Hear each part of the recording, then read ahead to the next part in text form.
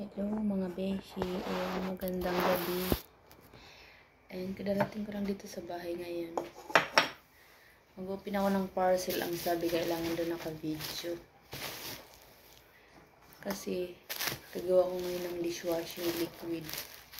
Gagamitin namin sa bahay. Pag maganda, ibibinta namin doon sa shop.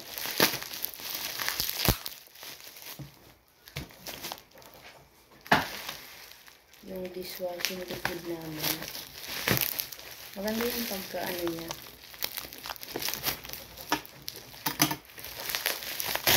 Pagkapak.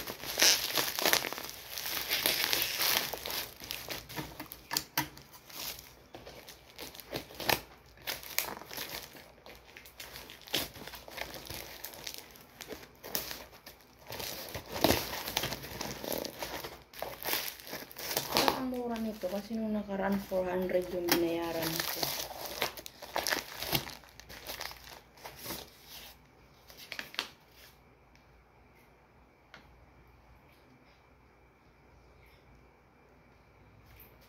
Ay, mali pala. Dishwashing liquid. Akala ko ano.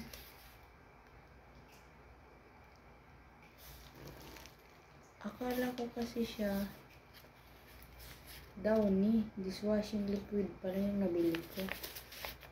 Buti na lang pala, binasa ko.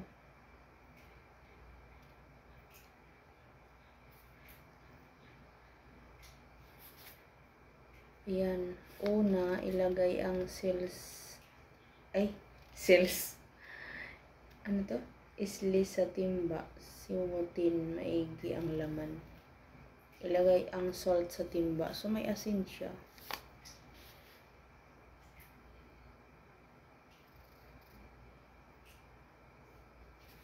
So, tingnan natin. Akala ko ano, bumili kasi ako guys ng Downy. Pero, bango siya.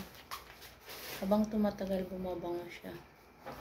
Ayun, haggard na ako. Naghilamos na kasi ako. Matutulog na ako kasi. Anong oras na ba?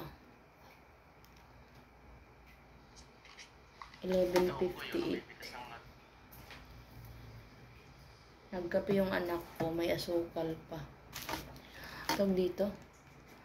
Ito na nga yung kinape niya, oh. So, nilagyan pa ng asukal. Ang dami siguro ng tubig. So, ito siya mga beshi ko. Dishwashing liquid pala to siya. Akala ko kasi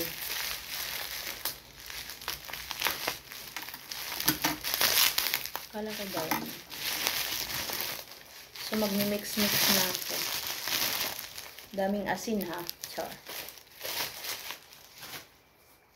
Maganda yung ano.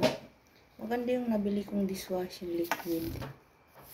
Ito yung pinapanghalo ko sa kanya para malinis talaga yung ating dishwashing liquid. Katinantay nga ako kanina pa sa duty. So, tingnan natin. Ano daw?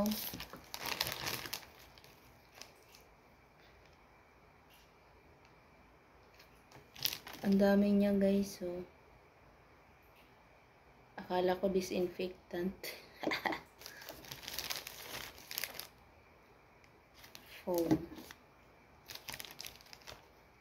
Ano to?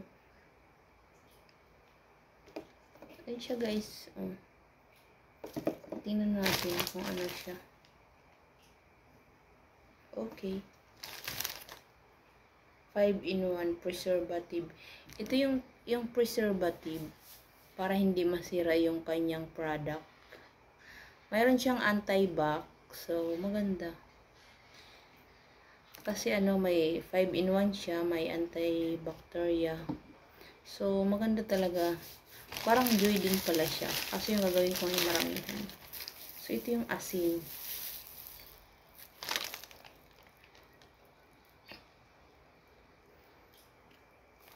Asan ba dito? Ito. Ito ba yun?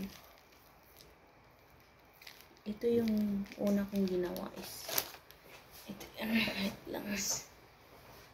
So, maghahalo tayo. Hahaluin natin. Tapos yung pangalawa yung asin. Ito. Para siyang iodized salt. Ito yung nagawin natin.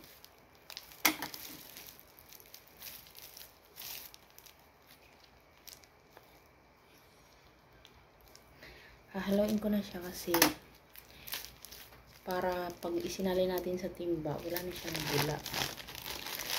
Diba? Ito. Ay, puti. Laglag pala siya. Butas pala to siya. Teka lang mga beshi ko, butas pala to.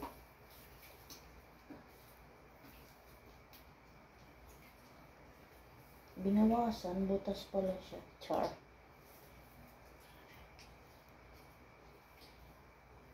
Teka lang mga beshi ko, nahirapan ako. So, ito na mga beshi ko, tapos na. Ito yung finished product niya. Ayan. Matutulog na ako. Taklobang ko lang siya. Bye! Thank you for watching!